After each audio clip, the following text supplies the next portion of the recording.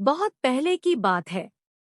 एक बार दो अलग अलग व्यक्तियों के मन में आया कि चलो घर का त्याग करते हैं। संसार बहुत बड़ा है, जैसा खाने को मिलेगा खा लेंगे, जहाँ रहने को मिलेगा रह लेंगे।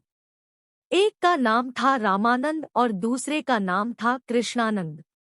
दोनों ने बिना किसी को कुछ बताए गृह त्याग कर दिया। करीब 8 से 10 दिन बाद दोनों किसी स्थान पर मिले। जब आपस में बातचीत हुई और दोनों ने अपना अपना परिचय भी एक दूसरे से करवाया। दोनों के विचार एक दूसरे के विचारों से मेल खाते थे।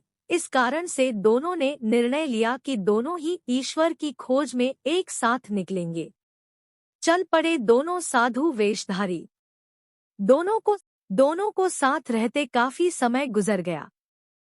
कुछ दिन किसी स्थान पर रुकते भिक्षा मांगकर अपना गुजारा करते और फिर किसी नए गांव या शहर में जाते। यही क्रम चलता रहा।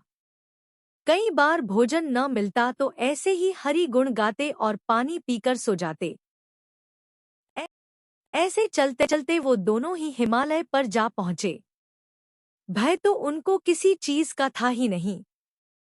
दोनों ने आपस में कहा कि इस संसार में बहुत घूम लिए, किसी तरह से ईश्वर के दर्शन हो जाए तो मन तृप्त हो जाए। लेकिन वो ये तय नहीं कर पाए कि उनको ईश्वर का साक्षात्कार कब होगा। हिमालय के सुरम्य वातावरण में उनका मन ईश भक्ति में रम गया। जहाँ दोनों साधु रहते थे वहीं पास में ही एक नदी बहती थी।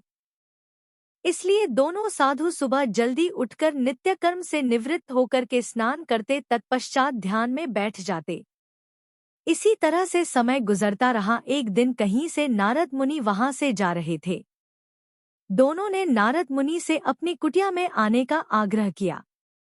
नारद जी भी उनके आग्रह को ठुकरा ना सके और कुछ देर वहां विश्राम करने के उद्देश्य से रुक गए। नारद जी तो अंतर्यामी ठहरे और उनसे पूछा कि आप दिन भर यहाँ भगवान का नाम सुमिरन करते हैं, क्या आपने कभी प्रभु के दर्शन किए हैं? तब दोनों साधुओं ने कहा कि हे मुनिवर, आप सब कुछ जानते हैं, लेकिन फिर भी हम आपको बता देते हैं कि हमें ईश्वर की खोज में निकले हुए बहुत समय, लेकिन हमें अब तक भगवान के दर्शनों का सौभाग्य प्राप्त नहीं हो सका।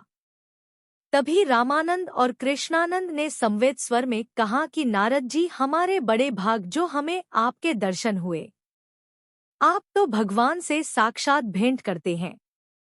हे मुनिवर, इस बार जब आप भगवान से मिले तब आप भगवान से पूछना कि हमें उनके दर्शन कब होंगे। नारद जी ने कहा, अवश्य ही, मैं भगवान से पूछकर आपको जल्दी ही बता दूंगा।